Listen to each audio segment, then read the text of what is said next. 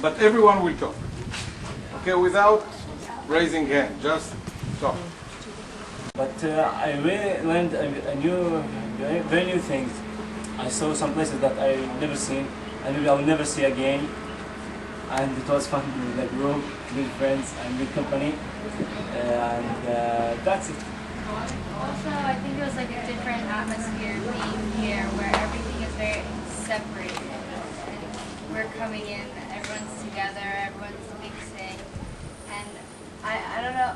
It's also Shabbat, so there's not a lot of people on the street. I don't know like how everyone feels about us. And I think like even at home in San Diego, like everyone has different feelings about what jtli is and like what should be like separated and what should be together. So I think this, while like I learned a lot and that the speech was really good and inspiring, it's like a different lifestyle than what we're even doing in this 3 weeks. Don't raise your hand, not me, you. When they pray, when we see they pray, I'm so excited, and it was a really great experience. And it was great. You know, try to be like all of you.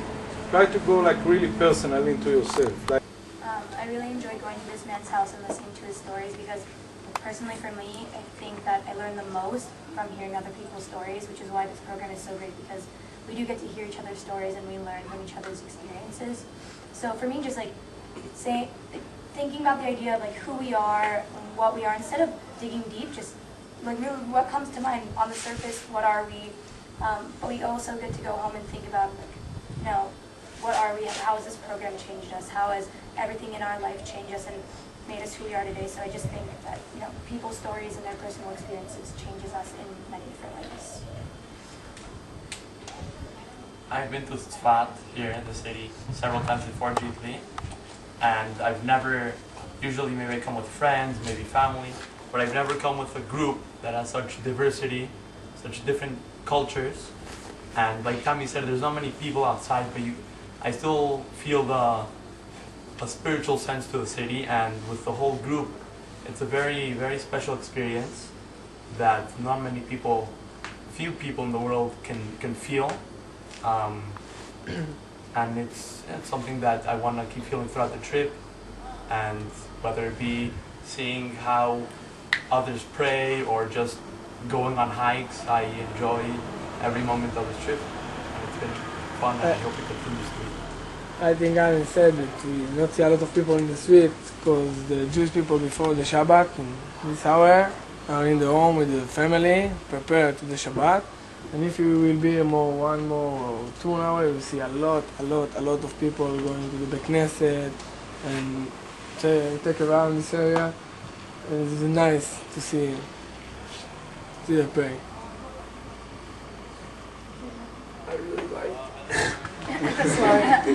I really liked how today we saw a lot of like history. Both here, there's a lot of history, and where we made our documentaries, there were like all those artifacts just on the ground, and that made me really think about like the past. And also when Yoni spoke today, he also talked about the past, and I never really thought about it. I've like always thought about the present and the future, and then he like looks back instead of always forward. So yeah, that was interesting. As fascinating as it was, like seeing how they were praying and stuff, and then asking the questions and then learning back, I think it's really great when they have questions for us, like the Jews, and we get to explain it to them, which is something you don't really do. Like living in your Jewish community, like everybody knows the same thing, so getting the opportunity to share your knowledge, I think that's incredible.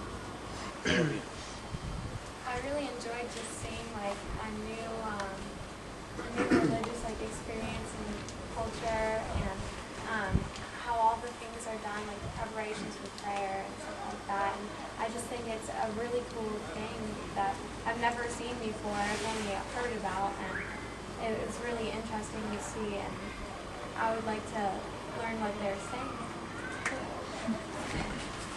I think that we are Sha'ar Negev group that live in Sha'ar Negev. It was very excited because we hear the muezzin from Gaza every day, and I never see what they're doing. Every morning and every evening we hear that very strong, and I never saw what they're doing. I think now today I see it was very exciting. For me, the Muslim prayers and the muezzin and stuff, so fascinating, and like the routine of preparing to the prayer, and it's all so spiritual, and I love to see that. For me, it was really interesting watching them pray, and mostly because afterward I talked with some of the people who were praying, and some who didn't participate, and I always assumed I'd never seen Muslims praying, and I had always assumed it was so much different.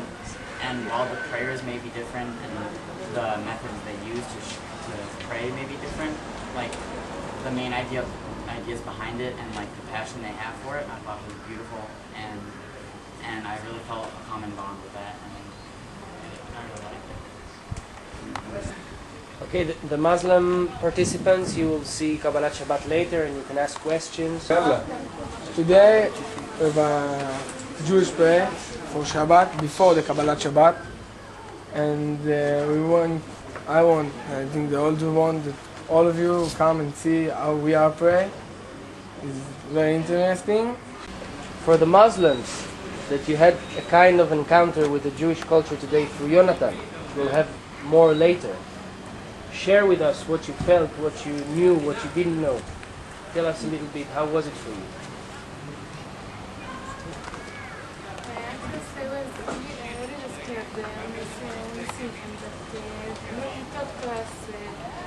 I learned to not judge somebody before dealing with him and talk to him and hear what he said. You liked what he said? At the beginning you said that you were scared? Really? The payas are a little bit scary. Huh? The payas are scary if you don't know, if you've never seen it before. Why would it intimidate? I never judged someone like him. It's the first time. When he was talking, I felt like he is talking from his heart. Just you can feel the spirit there. I can see that he loves his religion, and I just loved how he talking and the stories and the speech and everything there. I felt like in some other place. It was really, really good, and I loved it.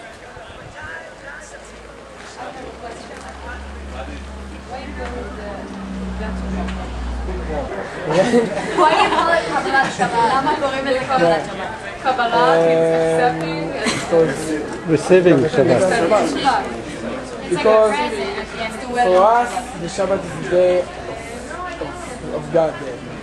The 6th day are us, and one day is His day. So we are in a special day.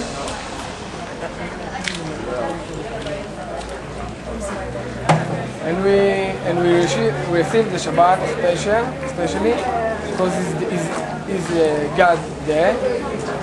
So we call it the Kabbalat Shabbat.